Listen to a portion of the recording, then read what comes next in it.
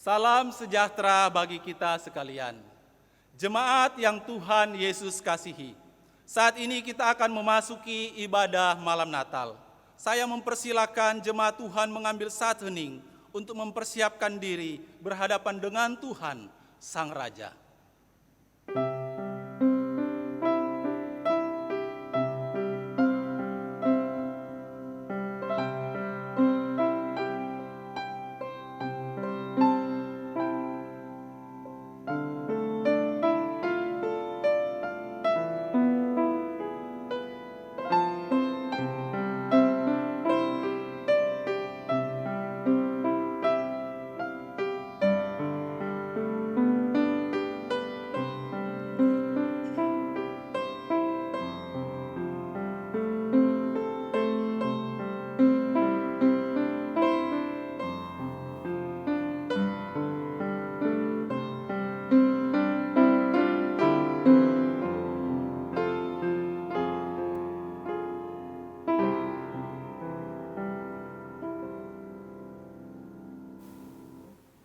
Banyak peristiwa telah dilewati sepanjang tahun 2020, hingga kita tiba di malam persiapan perayaan Natal. Banyak pengalaman dirasakan, bahagia dan derita silih berganti, sukses dan gagal datang berulang, kadang tersenyum sedetik, kemudian berlalu. Malam ini saudara-saudara, sejenak kita berkumpul melepaskan beban berat yang menekan dengan sejumlah harapan indah untuk malam Natal ini bermakna, untuk bersama kita beribadah dalam sujud untuk mendengar cerita cinta Allah, yaitu saat Allah datang untuk menjumpai manusia dalam Natal Kristus Yesus. Minggu-minggu ini, persiapan dalam penantian masa Advent telah kita lalui, dan malam ini kita beribadah untuk menyembah Raja dalam kelamnya dunia. Jemaat Tuhan, mari kita sambut Sang Raja dengan menyanyikan pujian, "O datanglah Immanuel."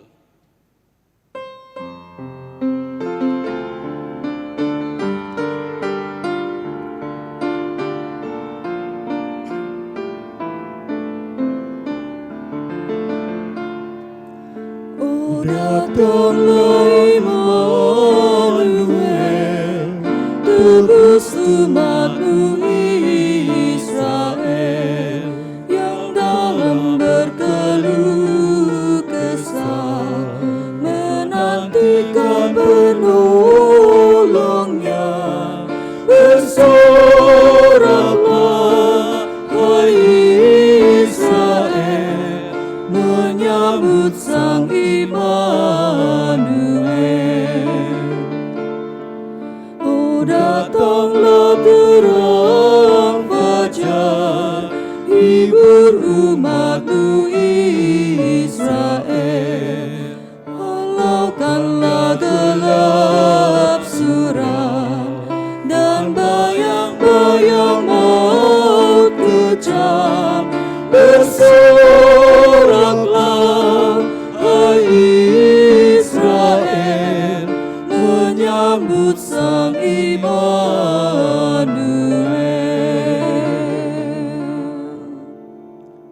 Jemaat yang Tuhan Yesus kasihi, kebaktian malam Natal ini berlangsung dalam nama Allah Tritunggal yang Maha Kudus, Allah Bapa, Allah Putra, Allah Roh Kudus. Kasih karunia dan damai sejahtera dari Allah, Bapa kita dan dari Tuhan Yesus Kristus menyertai kita sekalian. Amin.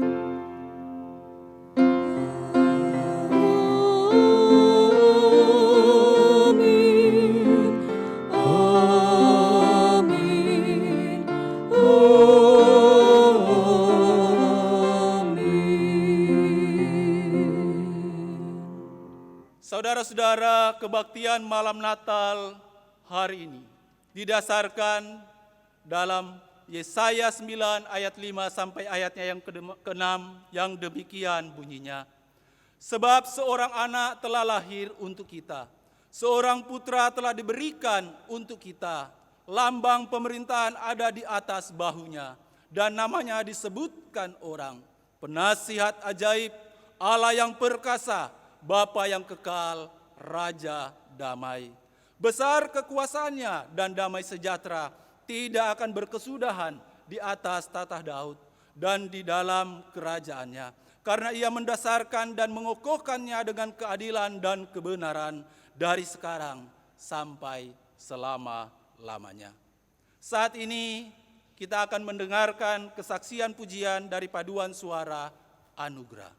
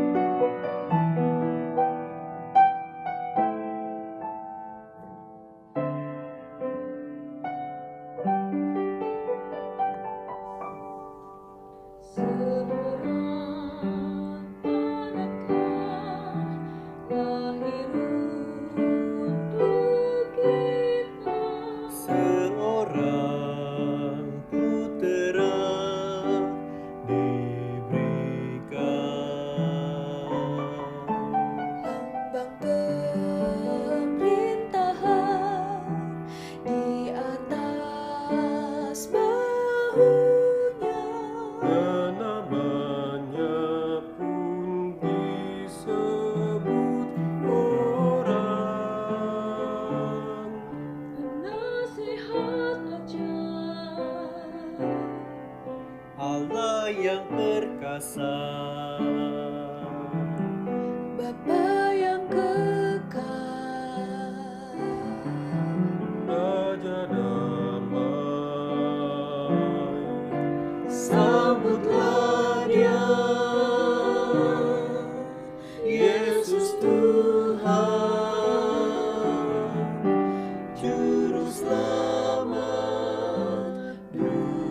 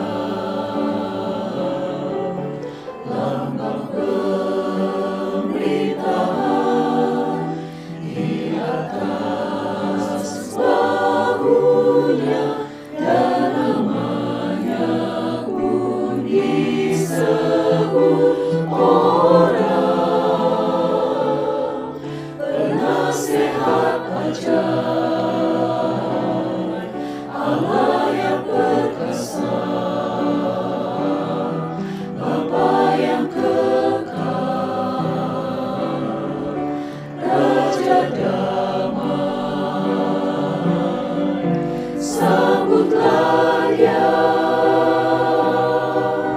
Yesus Tuhan, Juru Selamat dunia.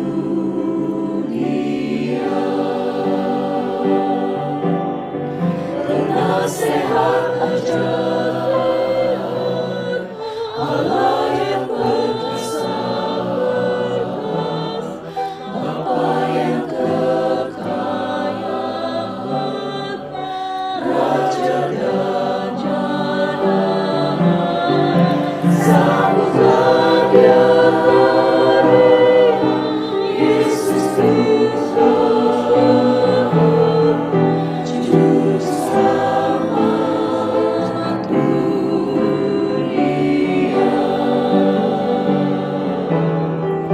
Juru Selamat dunia.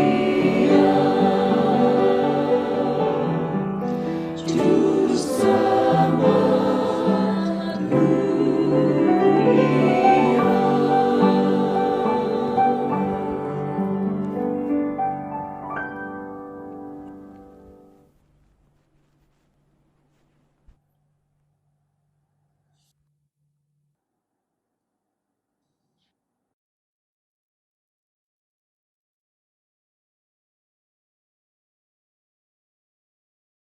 Jemaat Tuhan, marilah kita bergemar dan bersorak bagi Sang Raja, karena Dia telah lahir bagi kita dengan menyanyikan dunia gemar dan soraklah.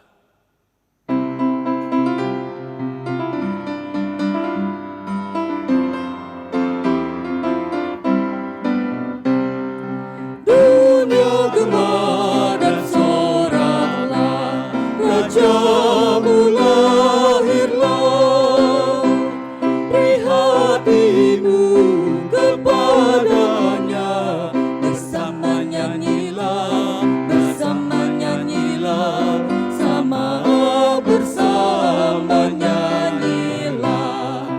Yesus memerintahkan dunia dengan anugerahnya, keadilan dan kebenaran dan ajaib kasih-Nya, ajaib dan ajaib kasih-Nya. Saudara-saudara, saat ini di hadapan Sang Raja yang adalah Tuhan dan Allah kita, kita mengakui setiap dosa dan pelanggaran kita dan memohon ampunan-Nya.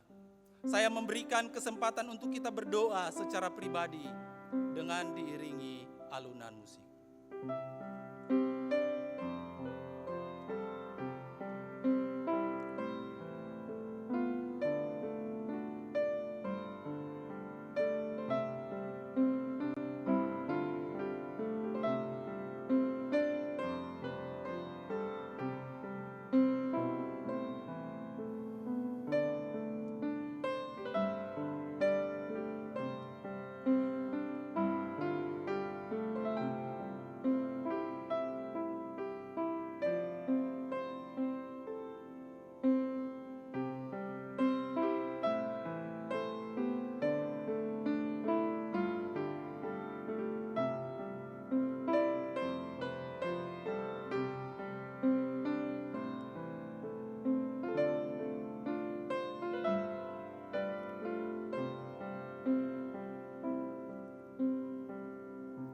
Ya Tuhan Allah kami, Raja atas kami umat-Mu, kami mengucap syukur kepadamu yang telah menyertai kami, umat milik kepunyaan-Mu, baik pribadi, keluarga maupun gereja-Mu hingga saat ini.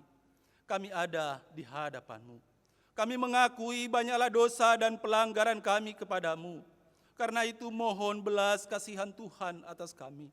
Ampuni setiap dosa dan pelanggaran kami, serta mampukan kami untuk mengampuni kesalahan orang yang bersalah terhadap kami, sebagaimana Dikau Tuhan telah mengampuni kami. Terima kasih atas pengampunan-Mu, bukan karena kami, melainkan karena Dia, Sang Raja Damai yang telah datang, lahir, mati, dan bangkit bagi kami, orang yang berdosa, sehingga kami berkenan di hadapan-Mu.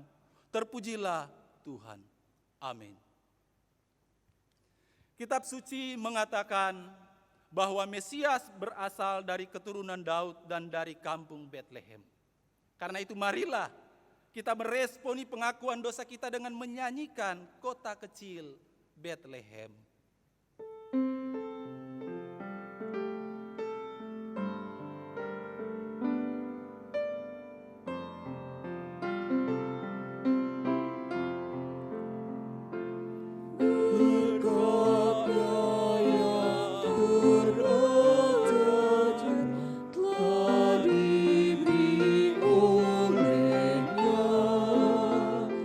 Di dalam hati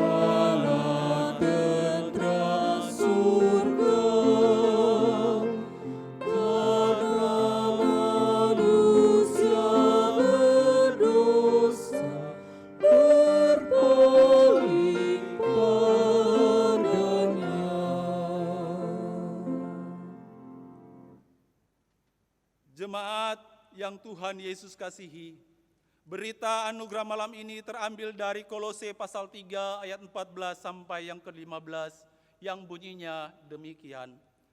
Dan di atas semuanya itu, kenakanlah kasih sebagai pengikat yang mempersatukan dan menyempurnakan.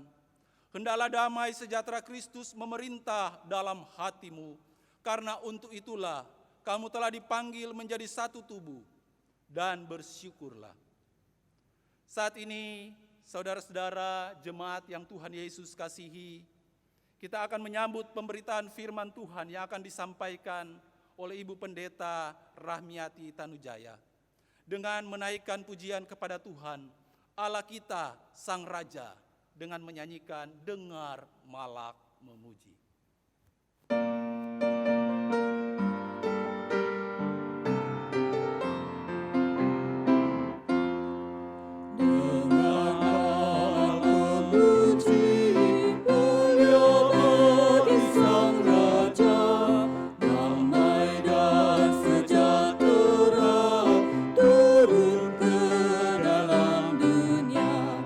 Bangsa-bangsa bangkitlah dan bersoraklah serta lebih-lebih dengarlah lahir Kristus Sang Raja.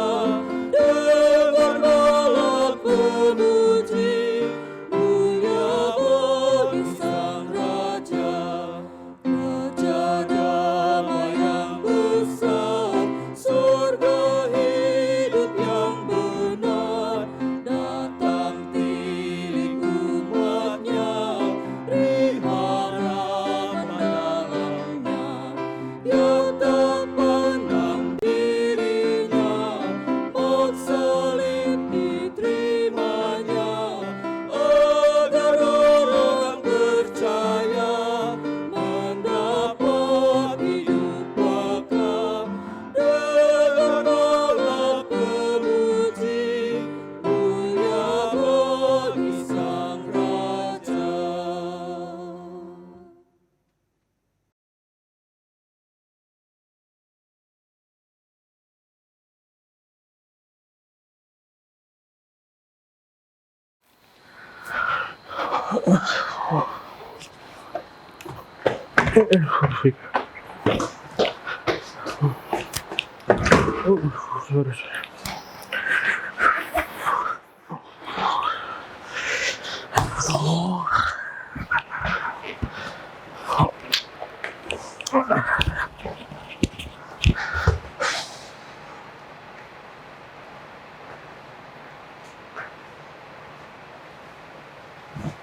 Kamu kenapa sih?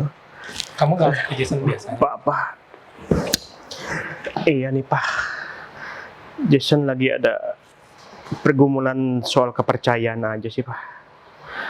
Rasanya tuh kayak Jason udah pelayanan dengan sangat baik. Tapi Tuhan kayak mainin hidup Jason gitu loh. Masalah datang silih berganti.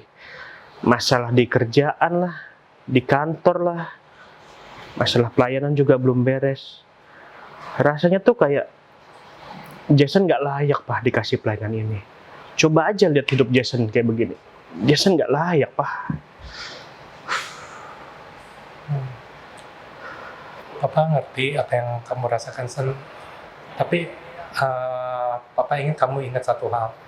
Kalau Tuhan sudah memberikan kamu pelayanan, pasti Tuhan akan menyertai dan tidak akan meninggalkannya. Tenang aja, Sen, ya. Terima kasih Pak.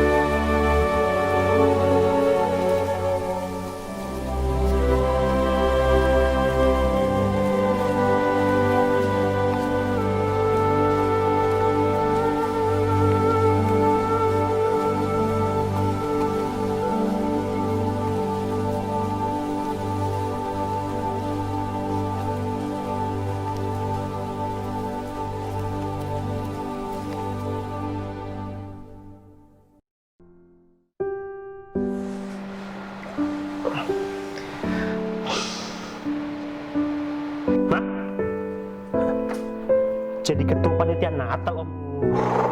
Jangan deh, Om. Emangnya nggak ada orang lain apa?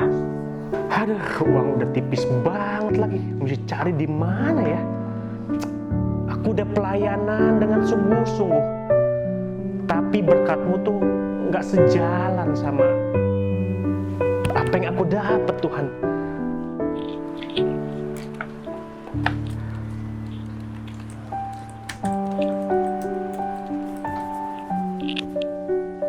Kalau emang gak ada apa-apa, ngapain lu tutup laptop? Gue gak nyangka ya sama lu. Padahal pelayanan lu bagus banget di gereja. Sampai nonton ini aja dipercayain ke lu. Tapi apa yang lo lakukan? Kenapa orang brengsek kayak gue masih dipakai sih, Tuhan? Gue capek jadi orang Kristen. Banyak aturannya. Harus jadi terang lah. Harus jadi garam lah. Harus jadi teladan lah. Gue brengsek, Tuhan.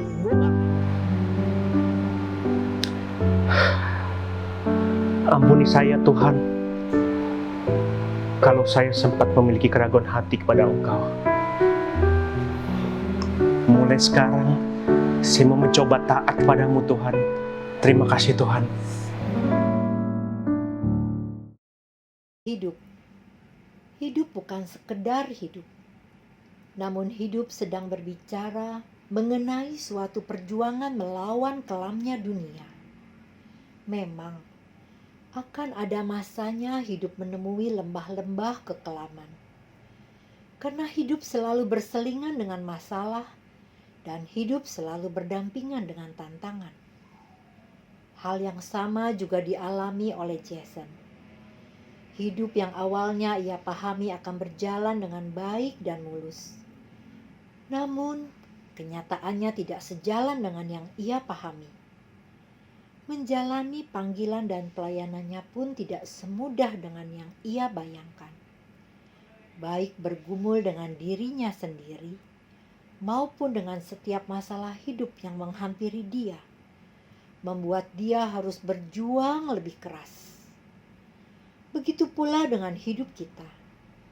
Jalan kehidupan yang begitu panjang, susah, dan seakan-akan hidup sedang memasuki sebuah terowongan gelap saat menaiki kereta kehidupan. Tenanglah dan percayalah bahwa ada sang masinis yang sedang mengendarai kereta kita. Janganlah panik atau berpikir untuk melompat keluar dari kereta kita. Karena Dia, Immanuel, akan selalu menyertai kita. Hari ini Tuhan berbicara dan ingin menguatkan setiap kita.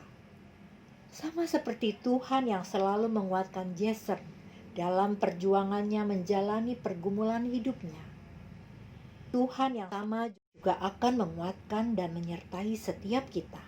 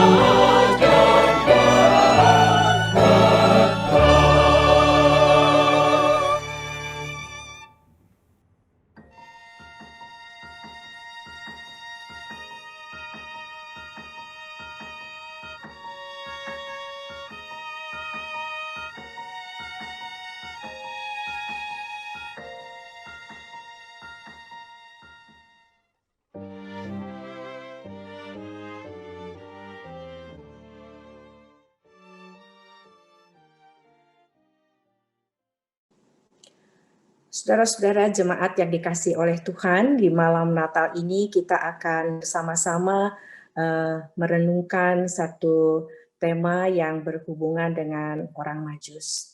Dan saya akan bagikan renungan saya pada malam hari ini menjadi 4 babak. Nanti kita kan biasanya kalau Natal itu ada dramanya. Nah, renungan saya itu juga bersifat drama yang terdiri dari 4 babak. Mari saudara-saudara, sebelum kita akan bersama-sama merenungkan kebenaran firman Tuhan ini, kita akan masuk ke dalam doa terlebih dahulu. Mari kita berdoa. Ya Tuhan, kami sungguh bersyukur bahwa pada malam hari ini kami boleh bersama-sama datang menghadap hadirat-Mu yang kudus. Terima kasih untuk kehadiran Tuhan Yesus di tengah dunia dan terutama di dalam hati kami, di dalam hidup kami. Terima kasih Engkau berkenan telah menjadi juru selamat manusia, sehingga kami beroleh pengharapan di dalam kehidupan kami. Ya Bapa, kami sungguh mohon kiranya Engkau kembali di malam Natal ini, berbicara kepada kami dan kami boleh mengevaluasi diri bagaimana hidup kami yang katanya sudah menjadi orang Kristen, yang katanya sudah menerima Tuhan Yesus sebagai juru selamat. Apakah kami telah hidup sesuai dengan kehendak Tuhan? Ya Bapa, kami mau belajar dari apa yang sudah Tuhan nyatakan melalui kebenaran firman-Mu. Berbicaralah kepada kami semua, tanpa terkecuali, termasuk hamba-Mu ini, yang hanya akan Kau pakai sebagai alat-Mu. Kami sama-sama rindu diperbaharui, kami sama-sama rindu untuk dikoreksi dan diteguhkan berdasarkan kebenaran firman Tuhan. Di dalam nama Tuhan Yesus Kristus, Juru Selamat kami yang hidup, kami berdoa. Amin. Saudara-saudara, mari kita akan bersama-sama melihat gambar ini. Kalau saudara perhatikan, tema yang diberikan kepada saya adalah tentang menyembah Raja dalam kelamnya dunia. Saudara-saudara, saya akan seperti yang tadi saya katakan, akan saya bagi dalam 4 babak. Babak yang pertama adalah bagian ini. Saya akan bacakan bagi saudara. Sesudah Yesus dilahirkan di Bethlehem, di tanah Yudea pada zaman Raja Herodes, datanglah orang-orang Majus dari timur ke Yerusalem dan bertanya-tanya, di manakah dia, Raja orang Yahudi yang baru dilahirkan itu? Kami telah melihat bintangnya di timur, dan kami datang untuk menyembah dia. Kalau saudara perhatikan apa yang dinyatakan oleh firman Tuhan itu, dikatakan bahwa Tuhan Yesus lahir, lalu bintang itu muncul. Saudara perhatikan bahwa yang terjadi adalah pada waktu Tuhan Yesus lahir, bintang itu muncul bertepatan dengan Tuhan Yesus lahir. Dan pada waktu bintang itu muncul bertepatan dengan Tuhan Yesus lahir, lalu orang Majus ini melihat. Orang Majus ini lalu mendapatkan pengetahuan tentu saja dari Tuhan bahwa bintang itu merupakan tanda bahwa seorang raja telah lahir. Nah, sekarang kita lihat saudara, orang Majus yang peka terhadap apa yang Tuhan beritahukan kepada mereka. Mereka lihat dan mereka menyadari akan tanda itu. Mereka memahami tanda itu di dalam kehidupan mereka. Dan lalu mereka menanggapinya dengan benar. Lalu mereka mencari di manakah raja yang baru lahir itu. Jadi kita lihat bahwa Tuhan berbicara kepada manusia sesuai dengan keberadaan kita masing-masing dan yang bisa kita pahami. Gitu ya, orang Majus punya caranya sendiri, Tuhan berbicara kepada mereka, dan saya yakin Tuhan juga punya caranya sendiri berbicara kepada saudara dan saya. Tetap saudara melalui kebenaran firman Tuhan membuat sebenarnya saudara dan saya menjadi memahami apa yang Tuhan ingin sampaikan kepada saudara dan saya. Nah, kita lihat apa yang terjadi setelah orang Majus itu melihat bintang itu. Lalu mereka bereaksi, mereka menanggapinya. Mereka bukan hanya sekedar bertanya di mana dia raja orang Yahudi itu. Mereka bukan sekedar hanya melihat bintangnya dan bukan sekedar hanya berkata dia mau menyembah dia. Tapi betul-betul kalau saudara perhatikan mereka niat sekali saudara dengan apa yang sebagai respon atau tanggapan mereka terhadap apa yang Tuhan nyatakan kepada mereka. Kita lihat mereka melihat bintang itu lalu mereka pergi dan saudara ini baru sekitar 2 tahun kemudian. Jadi ini perjalanan yang cukup panjang. Kalau mereka tidak betul-betul niat, itu tidak akan terjadi, saudara. Karena mereka harus menempuh perjalanan yang panjang dan perjalanan itu juga pasti tidak mudah. Tapi karena memang mereka niat, mereka ingin menanggapi apa yang Tuhan nyatakan kepada mereka dengan benar, lalu mereka berangkat. Jadi babak yang pertama ini di dalam drama kehidupan ini, kalau saya bisa katakan demikian, kita melihat adanya orang-orang setelah Tuhan berbicara kepada dia, setelah Tuhan menyatakan dirinya kepada dia, maka orang-orang ini mengambil respon yang benar dan betul-betul niat ingin betul-betul bertemu dengan Tuhan, ingin betul-betul menyembah Tuhan. Nah, mereka lalu berjalan dengan segala resiko yang harus mereka hadapi, mereka berjalan dan mereka betul-betul ingin bertemu dengan Tuhan Yesus. Berikutnya, saudara, kita masuk ke babak yang kedua. Mari kita lihat di babak yang kedua ini. Di situ dikatakan bahwa mereka sampai ke kerajaan Herodes karena mereka ke Yerusalem. Karena mereka berpikir yang datang itu raja.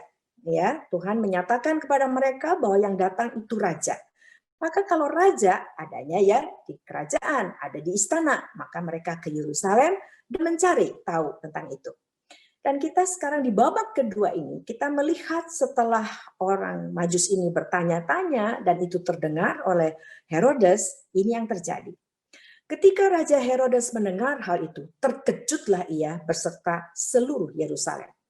Maka dikumpulkannya semua imam kepala dan ahli Taurat bangsa Yahudi, lalu dimintanya keterangan dari mereka, di mana Mesias akan dilahirkan. Mereka berkata kepadanya, di Bethlehem, di tanah Yudea, karena demikianlah ada tertulis dalam kitab Nabi. Dan engkau Bethlehem, tanah Yudea, engkau sekali-kali bukanlah yang terkecil di antara mereka yang memerintah Yehuda. Karena daripadamulah akan bangkit seorang pemimpin yang akan menggembalakan umatku Israel. Lalu dengan diam-diam Herodes memanggil orang-orang Majus itu. Dan dengan teliti bertanya kepada mereka, bila mana bintang itu nampak. Kemudian dia menyuruh mereka ke Bethlehem, katanya, pergi dan selidikilah dengan sesama hal-hal mengenai anak itu. Dan segera sesudah kamu menemukan dia, kabarkanlah kepadaku, supaya aku pun datang menyembah dia. Kita lihat di babak yang kedua dalam kehidupan ini ada Herodes dan ada para ahli Taurat. Dan kalau saudara perhatikan, Herodes ini minta untuk menyelidiki. Jadi dia minta untuk cari tahu tentang Tuhan Yesus. Tadi kita lihat orang Majus ini cari tahu. Tapi cari tahunya untuk apa? Untuk menyembah. Nah sekarang Herodes ini cari tahu. Cari tahu. Bukan untuk menyembah, jelas bukan untuk menyembah, tapi cari tahu untuk membunuh Tuhan Yesus. Kenapa? Karena pada waktu dikatakan bahwa Herodes mendengar ada raja baru lahir, lalu dia terkejut. Keterkejutannya ini adalah keterkejutan yang berarti dia merasa terancam. Karena dia sebagai raja, dia ingin selalu dia yang bertahta di dalam kehidupan ini. Dia tidak mau ada siapapun juga, termasuk ibunya, yang mengganggu tahtanya ini. Maka kalau begitu dia dengar ada yang raja yang baru lahir, maka dia betul-betul merasa terancam. Dan dia mencari tahu dengan satu tujuan adalah untuk membunuh Tuhan Yesus. Saudara, di dalam kehidupan di dunia ini setelah Tuhan Yesus datang ke dalam dunia, ada banyak orang juga yang cari tahu tentang Tuhan Yesus. Tetapi bukan cari tahu tentang Tuhan Yesus untuk menyembah Dia, tetapi cari tahu tentang Tuhan Yesus supaya bisa mendapatkan kesalahan dari Tuhan Yesus dan supaya dia bisa melawan Tuhan Yesus. Dan kalau sekarang tidak bisa melawan Tuhan Yesus secara langsung karena Tuhan Yesus sudah naik ke sorga dan duduk di sebelah kanan Allah, dan kalau dia datang kembali dia akan menjadi hakim, tapi dia yang menyerang pengikut-pengikut Tuhan Yesus. Dia menyerang orang-orang yang menyembah kepada Tuhan Yesus itu. Nah, ini kita lihat Herodes. Lalu di babak yang kedua ini kita juga melihat adanya ahli-ahli Taurat. Ahli-ahli Taurat ini dianggap adalah orang-orang yang sudah belajar firman Tuhan. Dan mestinya dia tahu bahwa akan ada raja, akan ada juru selamat, akan ada Mesias yang akan datang. Makanya Herodes tanya sama mereka, lalu emang akan ada raja ya? Saudara perhatikan bahwa ahli-ahli Taurat ini, ya imam kepala dan ahli Taurat ini pemimpin-pemimpin agama nih yang belajar perjanjian lama baik-baik begitu ya, dengan teliti, sampai mereka bisa ngutip, saudara. Mereka bisa mengutip apa yang dikatakan di perjanjian lama, dikatakan di Bethlehem, di tanah Yudea, karena demikianlah ada tertulis dalam kitab Nabi, dan engkau Bethlehem, tanah Yehuda, engkau sekali-kali bukanlah yang terkecil di antara mereka. Jadi dengan kata lain, mereka belajar firman Tuhan. Mereka tahu bahwa juru selamat akan datang. Dan tempatnya dengan jelas disebutkan di Bethlehem, di tanah Yudea. Saudara, terus terang saya nggak habis pikir sama ahli Taurat dan imam kepala ini. Kalau mereka betul adalah pemimpin rohani yang sejati, kalau betul mereka ini adalah orang-orang yang memang menantikan kedatangan Mesias, menantikan kedatangan Tuhan Yesus yang sudah dinubuatkan sejak dari perjanjian lama. Kalau mereka betul-betul adalah orang yang menyadari dia adalah orang berdosa, dia membutuhkan juru selamat untuk kembali kepada Allah. Dia membutuhkan juru selamat karena dia tidak bisa dengan usahanya sendiri untuk kembali kepada Tuhan. Maka dia paling tidak menurut saya, saudara, ikutlah sama orang Majus ini. Kalau toh belum yakin apa benar gitu, kalau enggak, ikutlah dengan orang Majus ini. Kalau betul-betul dia niat, dia sedang menantikan kedatangan juru selamat itu. Ikut dengan orang Majus ini, ikut melihat siapa tahu betul. Siapa tahu apa yang dinubuatkan itu betul sedang digenapi pada saat ini. Enggak tuh, saudara. Enggak ada, mereka ikut cuma ngasih tahu, iya benar ada di Bethlehem. Kalau kita melihat selanjutnya setelah Tuhan Yesus lahir dan lalu menjalani kehidupan di dalam dunia ini, memang mereka nggak niat, saudara. Mereka adalah orang-orang yang belajar. Mereka kelihatannya belajar Alkitab. Jadi bisa jadi ini orang-orang seperti ini itu kayaknya ikut PA, begitu saudara ya, baca Alkitab. Tetapi hatinya tetap jauh dari Tuhan. Tapi hatinya bukan mau mentaati firman Tuhan. Hatinya adalah membaca firman Tuhan, melihat, mencari tahu apa yang bisa Tuhan lakukan buat dia. Apa yang bisa Tuhan atau saya bisa memanfaatkan Tuhan bagaimana untuk ikut maunya saya. Jadi dengan kata lain ini adalah orang-orang yang kelihatannya sangat religius, yang kelihatannya sangat ingin tahu, belajar segala apa yang Tuhan nyatakan, jadi belajar Alkitab, saudara. Tetapi seperti yang dikatakan oleh Tuhan di kitab Yesaya, hati mereka tetap jauh dari Tuhan. Seperti yang dikatakan di kitab Yesaya 29 ayat 13, mereka hanya melakukan perintah manusia. Jadi bisa jadi orang-orang ini ada di gereja, mereka tahu kapan berdiri, mereka tahu kapan duduk, mereka tahu kapan mesti mengucapkan pengakuan iman rasuli, mereka tahu kapan mesti berdoa dan diakhiri dengan doa Bapa kami, tahu semuanya.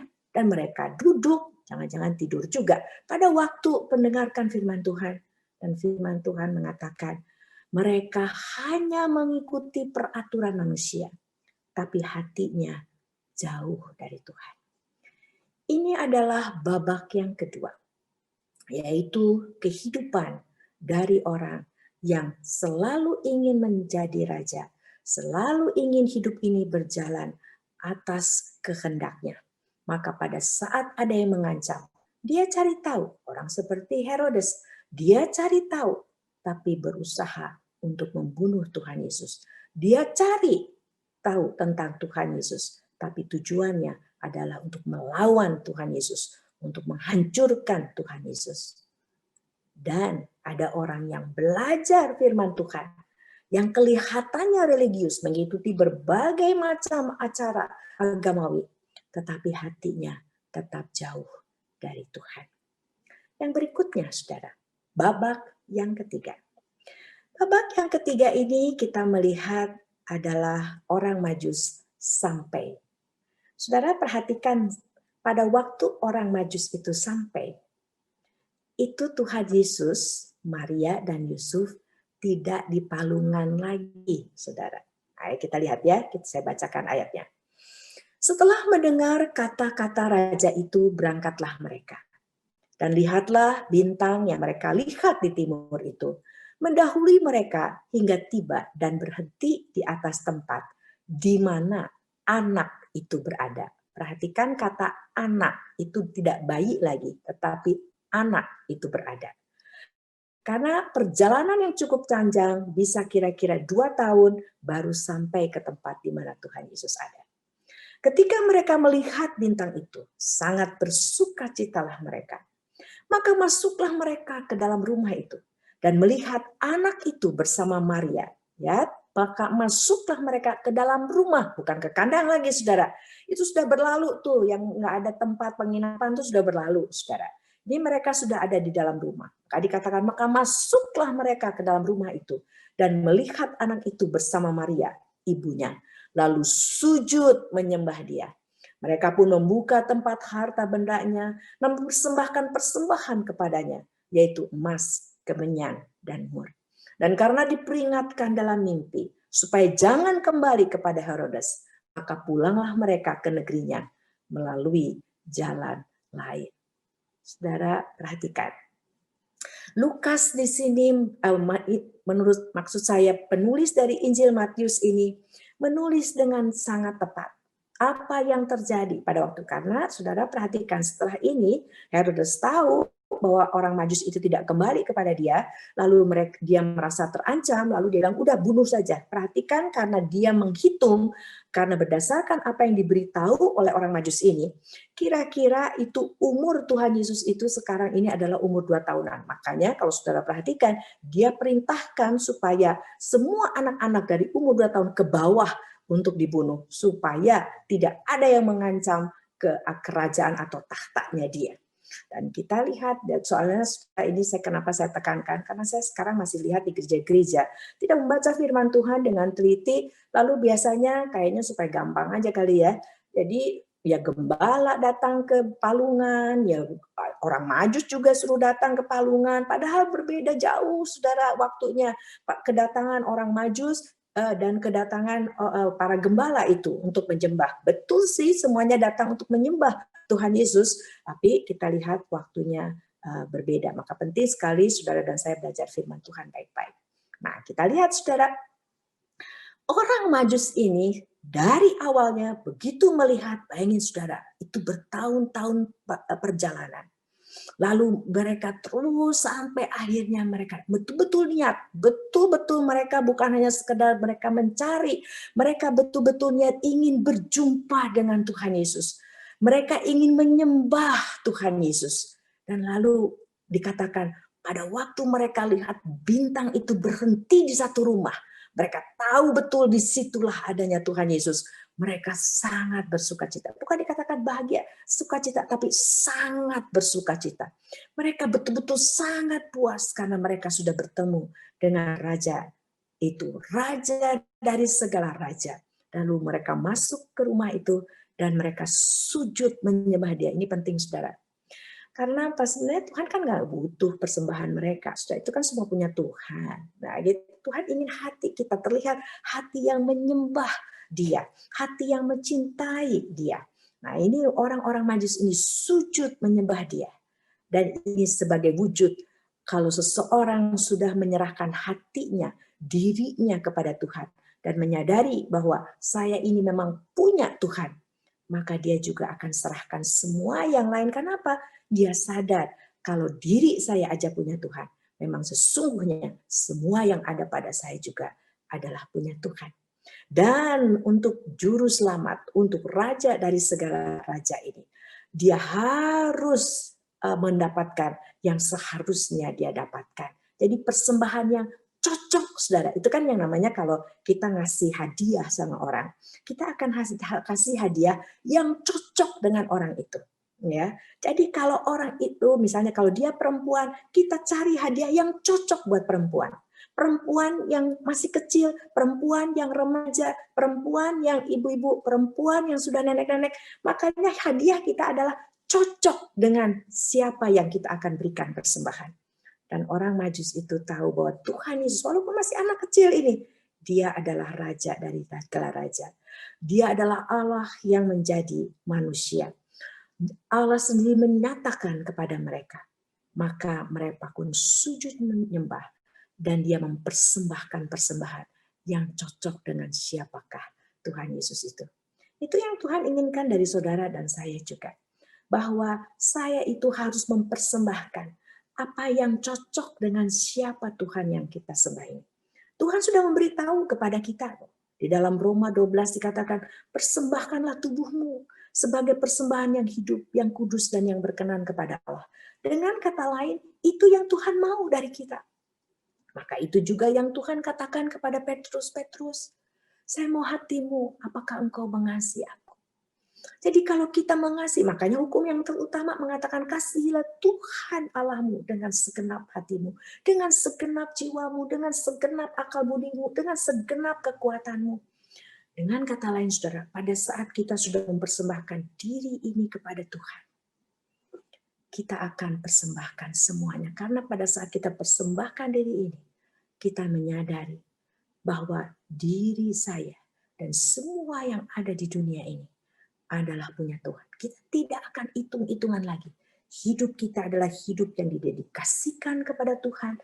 Hidup kita adalah hidup yang dipersembahkan kepada Tuhan. Dan kita akan menjadi orang seperti orang Majus ini, saudara.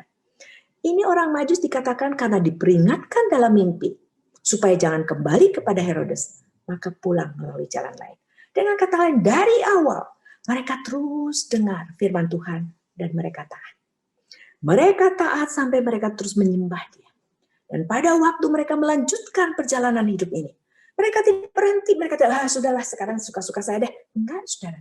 Mereka tetap mendengar apa yang Tuhan nyatakan kepada mereka melalui mimpi. Mereka tetap taat. Jadi dari awal mereka mulai dengan Tuhan. Mereka terus bersama dengan Tuhan dalam perjalanan. Membiarkan hati mereka hanya terpikat dan melekat kepada Tuhan. Datang betul apapun rintangan yang dihadapi, mereka datang untuk menyembah Dia. Dan lalu pada saat setelah mereka melakukan itu semuanya, mereka tetap hidup juga. Saudara, mereka memang pergi dari Tuhan Yesus pada waktu itu. Secara fisik, karena Tuhan Yesus kan Allah menjadi manusia pada waktu itu. Tapi saudara, hati mereka tetap melekat kepada Tuhan. Mereka melanjutkan hidup ini, tetap menyembah Tuhan, dan tetap setia kepada Tuhan. Babak keempat. Apa sih babak keempat ini? Babak keempat ini adalah kehidupan saudara dan saya. Ini adalah babak yang harus saudara dan saya tulis sendiri. Tadi kita sudah melihat babak yang pertama tentang orang Majus. Kita melihat babak yang kedua tentang Herodes dan ahli Taurat dan imam kepala. Kita diakhiri dengan babak yang ketiga tadi dengan orang Majus. Dari ketiga babak itu kita melihat ada orang yang betul-betul niat untuk hidup benar di hadapan Tuhan. Betul-betul bukan hanya menyelidiki tentang Tuhan Yesus, tapi rindu untuk menjadikan Tuhan Yesus juru selamat dia. Dan ingin terus hidup dekat dengan Tuhan. Dan ingin terus hidup mencintai Tuhan. Dan ada orang di babak berikutnya yang betul-betul mencari, betul niat mencarinya. Sama niatnya saudara. Tapi untuk melawan Tuhan. Untuk menghancurkan Tuhan. Untuk mengorek-orek, untuk kemudian memporak-porandakan segala kepercayaan orang kepada Tuhan. Dan dia juga melawan bukan Tuhan, tapi orang-orang yang percaya kepada Tuhan. Sampai sekarang masih ada, saudara. Dan yang ketiga kita melihat juga siapa? Orang ahli Taurat ini. Orang juga yang sama-sama mencari, sama-sama belajar sampai hafal, saudara. Dan juga ada saat sampai pada waktu ditanya mereka bisa kemudian menyatakannya kepada Herodes. Iya betul ada yang raja yang akan lahir di Bethlehem. Tapi mereka hanya sekedar belajar. Tapi hatinya tetap jauh dari Tuhan. Mereka bukan mau datang untuk belajar dan menyembah Tuhan. Sama sebenarnya sama Herodes, saudara. Mereka mau datang, bukan mau menyelidiki, tapi tetap hidup berdasarkan agendanya mereka. Berdasarkan kehendaknya mereka. Berdasarkan rencana hidup, bukan rencana Tuhan. Orang Majus, dari awal mereka betul-betul memperhatikan firman Tuhan. Melalui tanda yang mereka kenal. Mereka menanggapinya dengan benar. Mereka mau taat, mereka cari, betul-betul niat mencarinya. Lalu sampai bertemu, mereka menyembah dan menyerahkan semuanya kepada Tuhan. Dan meneruskan hidupnya sebagai orang yang terus taat dan menyembah kepada Tuhan. Perhatikan nggak, saudara? Tiga-tiganya, 3 kategori orang tadi sama-sama berusaha mencari. Tetapi dengan sikap yang berbeda. Bagaimana saudara akan menuliskan babak kehidupan yang saudara miliki sekarang ini? Yaitu babak yang keempat, yaitu hidup saudara dan saya. Apakah saudara akan menjadi orang yang mengatakan tidak kepada Tuhan? Sepertinya, kelihatannya, mungkin saudara tidak seperti Herodes. Saudara, tapi sepertinya, jangan-jangan seperti imam kepala dan ahli Taurat. Kelihatannya beribadah, kelihatannya ke gereja, kelihatannya baca Alkitab. Tapi hati ini, pikiran kita, hidup kita sebenarnya mengatakan tidak kepada Tuhan. Tuhan tidak pernah merasa sedang disembah oleh saudara selama ini. Tuhan tidak merasa sedang pada saat kita menyanyi di gereja, Tuhan tidak sedang merasa dipuji oleh saudara dan saya. Pada saat kita berdoa, Tuhan juga tidak merasa bahwa kita tuh lagi berbicara kepada Dia, tapi hanya sekedar pamer supaya kelihatan sama orang. Kita ini sedang atau suka berdoa. Supaya kelihatan saleh, hanya kelihatannya. Tapi hati ini jauh dari Tuhan. Atau ini adalah babak kehidupan, saudara. Sejak awal Tuhan menyatakan dirinya kepada saudara dengan tanda apapun yang saudara bisa kenali. Tuhan jelas berbicara kepada saudara dan saya melalui kebenaran firman-Nya dengan perantaraan orang atau perantaraan apapun, dan Tuhan berbicara berdasarkan firman Tuhan kepada saudara dan saya. Dan saudara sejak saat itu, saudara datang kepada Tuhan, saudara bersimpuh di bawah kaki-Nya. Tuhan, terima kasih. Terima kasih bahwa Tuhan berkenan datang untuk menyelamatkan saya. Terima kasih bahwa Tuhan berkenan datang untuk melepaskan saya dari murka Allah. Terima kasih bahwa Tuhan berkenan. Sekarang saya bisa hidup lagi sebagai gambar Allah yang mempermuliakan Dia. Baik pada saat Tuhan lihat hati saya, baik pada saat saya ada di gereja atau di luar gereja, dimanapun saya berada. Tuhan lihat hati ini sedang terus mencintai Tuhan, sedang terus menyembah Tuhan. Dan saudara, kita sangat amat bersukacita. Kenapa? Karena Tuhan juga merasakan dikasihi oleh kita. Tuhan juga merasakan sedang disembah oleh kita. Setiap kita memuji Tuhan, Tuhan merasakan bahwa Dia sedang dipuji oleh saudara dan saya. Setiap kita sedang berdoa, Tuhan merasakan bahwa kita ini yang Tuhan bilang, masuk kamar, tutup pintu, tidak memperhatikan orang-orang di sekitar kita. Kita itu betul-betul sedang berbicara kepada Tuhan. Hanya saya dan Tuhan. Dan pada saat kita ada di tengah-tengah orang-orang di sekitar kita, kita menjadi garam dan terang. Dan sungguh orang melihat bahwa hidup kita bukannya kita lagi. Hidupku bukannya aku lagi, tapi Tuhan Yesus yang hidup di dalam diri kita. Mari saudara-saudara, biarlah Natal ini merupakan Natal di mana Kalau selama ini saudara belum melihat tanda atau tidak peka terhadap tanda dari kasih Allah, anugerah Allah yang Tuhan sudah nyatakan melalui kehadiran Tuhan Yesus, biarlah mulai pada Natal ini tanda itu menjadi jelas. Roh Kudus berbicara kepada saudara dan saya dan betul-betul membawa kita tersungkur di hadapannya, datang menyembah Dia. Dan bukan hanya pada Natal ini. Ini merupakan titik balik. Mulai dari saat ini dan selamanya kita adalah orang-orang yang datang untuk menyembah Dia. Baik saudara-saudara, bagaimana dengan hidup saudara dan saya pada saat ini? Babak keempat itu apa yang akan saudara tuliskan di hadapan Tuhan? Mari kita berdoa. Ya Bapa, ampuni kalau selama ini Tuhan terus berulang kali mencoba untuk menyatakan kehendak-Mu kepada kami. Ya Tuhan, ampuni akan kedegilan hati kami.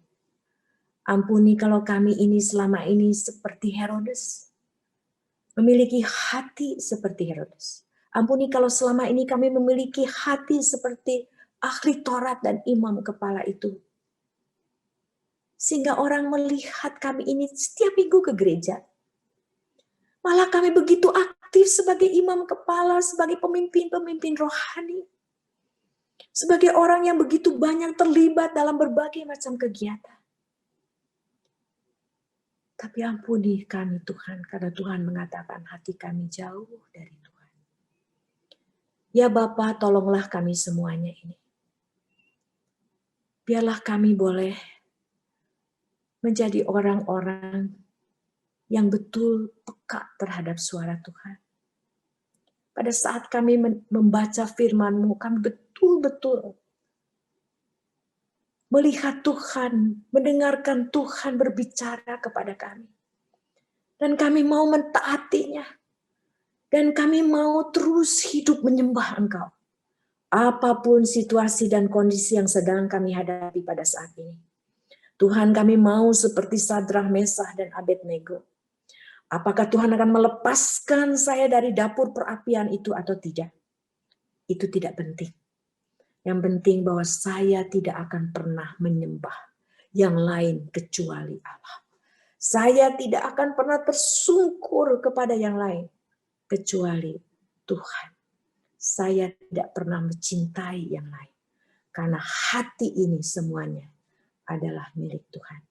Hidupku bukannya aku lagi, tetapi Tuhan Yesus yang hidup di dalam diriku. Ya Tuhan, tolonglah kami semua. Kiranya Engkau memberkati anak-anak-Mu ini, dimanapun mereka berada, dan apapun yang sedang mereka hadapi. Biarlah kami menjadi orang-orang yang bersama keluarga kami datang untuk menyembah Engkau. Bukan hanya pada malam Natal ini, tapi untuk seterusnya sampai Tuhan Yesus datang kembali dan sampai selama-lamanya. Dalam nama Tuhan Yesus Kristus, kami mohon dan kami merendahkan diri kami di hadapan-Mu. Amin.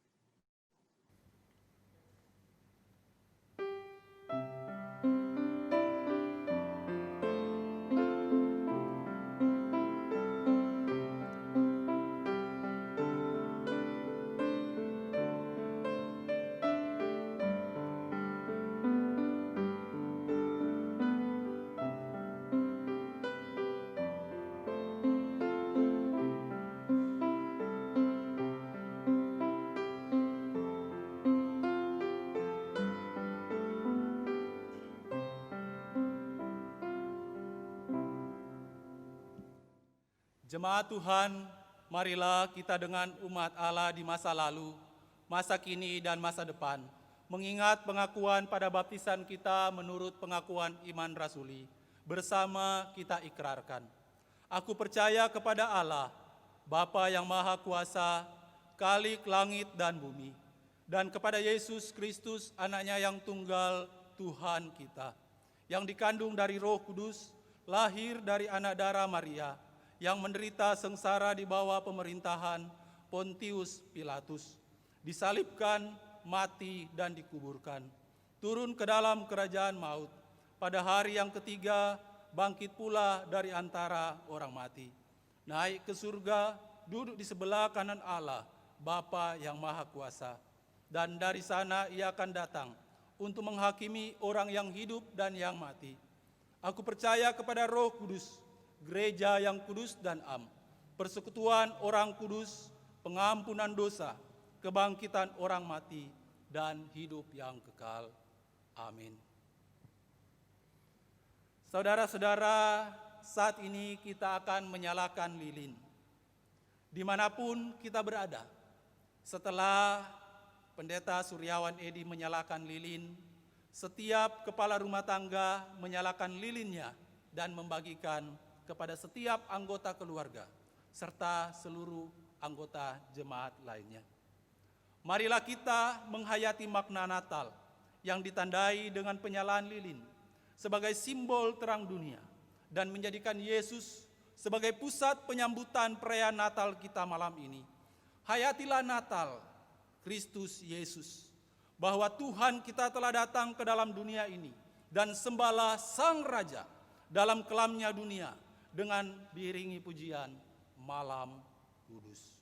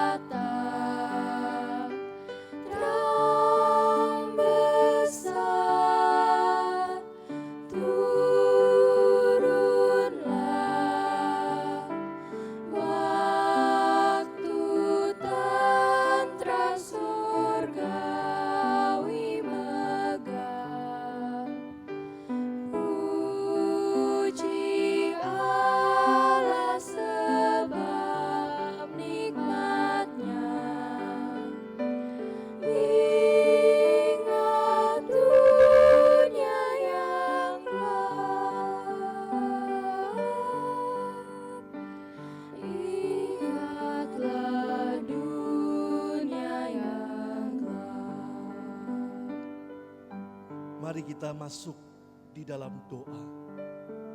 Bapa kami yang ada di dalam kerajaan surga, kami bersyukur pada malam Natal ini kami boleh bersama-sama berdoa.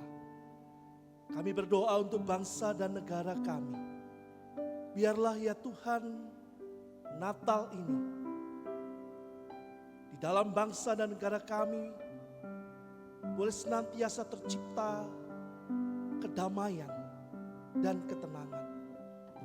Kami berdoa juga untuk gereja-gereja, agar gereja Tuhan boleh senantiasa menyampaikan berita sukacita di tengah-tengah bangsa ini. Inilah doa kami. Di dalam nama Tuhan kami Yesus Kristus, kami sudah berdoa. Saat ini kami juga ingin menyerahkan Tuhan untuk pasien COVID yang saat ini dalam pemulihan. Tuhan yang pakai obat-obatan dan tangan dokter yang menangani agar boleh memulihkan keadaan pasien COVID ini. Kami juga menyerahkan ya Tuhan untuk Indonesia dan bangsa kami di dalam pemulihan kesehatan masyarakat dan juga ekonomi. Tuhan yang pimpin dan tolong. berbelas kasihanlah atas dunia ini dan bangsa kami Indonesia Tuhan. Kami menyerahkan doa kami ke dalam tangan-Mu, dalam nama Tuhan Yesus Kristus. Ya Tuhan dan Allah kami, menyerahkan kepadamu untuk setiap komisi, Sekolah Kristen Saint John, Badan Misi, dan Pospei Alam Sutra. Memohon belas kasihan daripadamu ya Tuhan, untuk setiap kami boleh senantiasa menyatakan Kristus di dalam kehidupan kami sebagai satu institusi milik Tuhan maupun sebagai satu keluarga kerajaan Allah. Biarlah kami Engkau karuniakan senantiasa kasih, semangat, dan roh yang menyala-nyala untuk senantiasa menyaksikan Engkau sebagai Allah dan Tuhan kami, sebagai satu-satunya juru selamat. Terpujilah Tuhan. Tuhan Yesus yang sangat baik, saat ini kami juga teringat untuk setiap hamba-hamba Tuhan, penatua dan diaken dalam setiap pelayanan mereka, dalam setiap kelelahan mereka, dalam setiap pergumulan mereka. Biarlah kiranya Tuhan sendiri akan kuatkan dan teguhkan iman mereka untuk terus bergantung dan bersandar hanya sama Tuhan. Kami juga mau berdoa Tuhan untuk keluarga mereka, supaya kiranya Engkau sendiri akan memberkati mereka untuk boleh makin hari makin mencintai Tuhan. Terima kasih banyak Tuhan.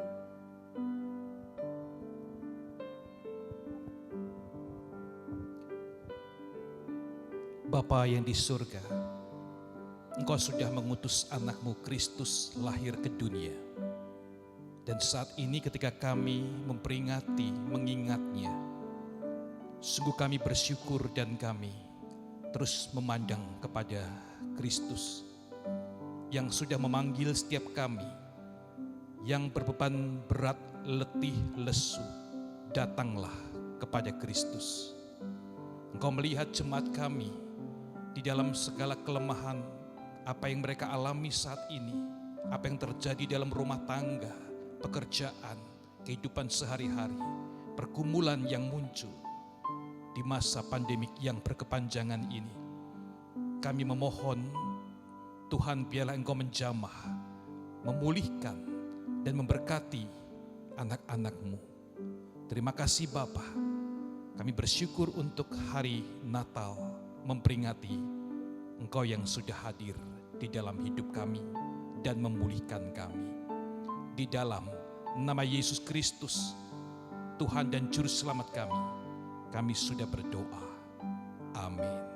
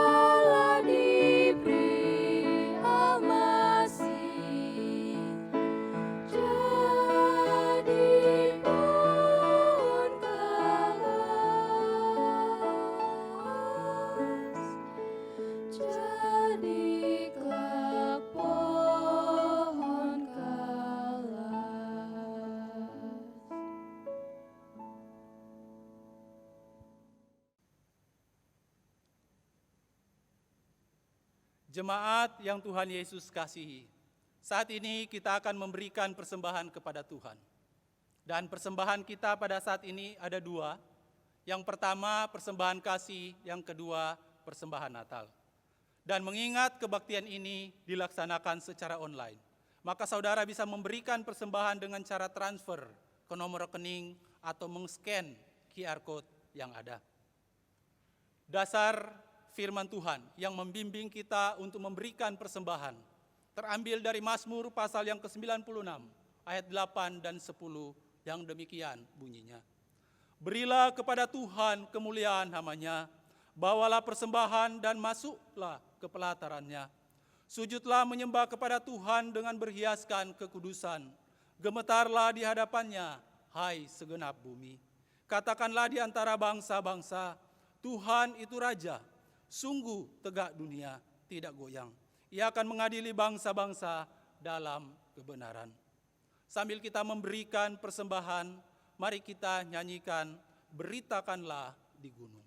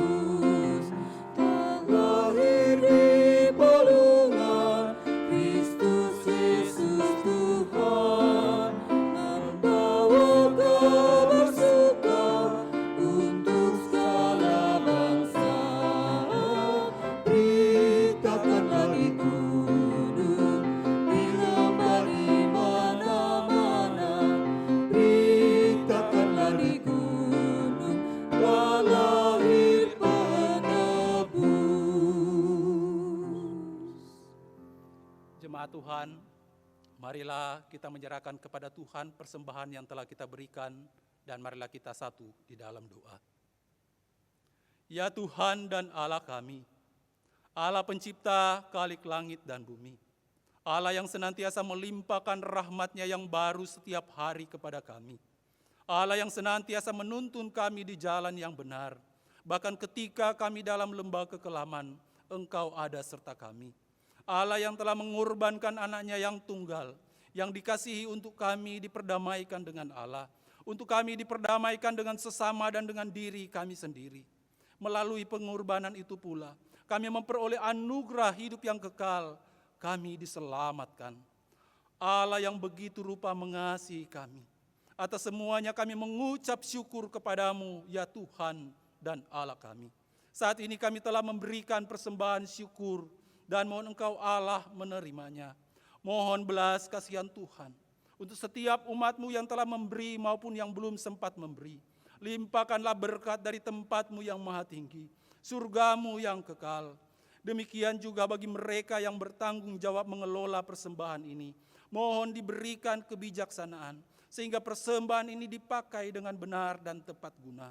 Mohon Tuhan menolong kami untuk mempersembahkan hidup kami sebagai persembahan yang hidup, yang berkenan kepadamu. Inilah doa yang kami sampaikan di dalam nama Tuhan Yesus Kristus, Tuhan dan Allah kami yang hidup. Amin. Saudara-saudara, saat ini kita telah tiba di akhir daripada kebaktian malam Natal. Marilah kita puji Dia, Allah yang maha mulia, dengan segala hormat menyanyikan doksologi.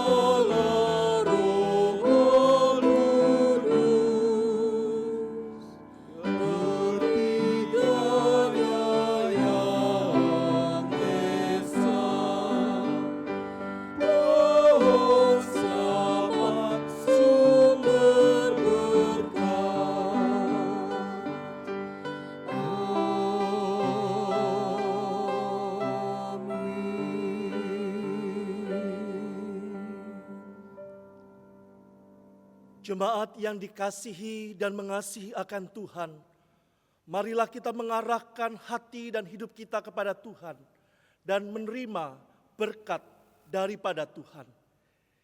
Kiranya kasih karunia daripada Tuhan Yesus Kristus, cinta kasih Allah Bapa, persekutuan, pertolongan, penghiburan dari Allah Roh Kudus, menyertai Bapak Ibu Saudara sekalian, mulai dari hari ini sampai Tuhan Yesus datang, bahkan sampai selama-lamanya.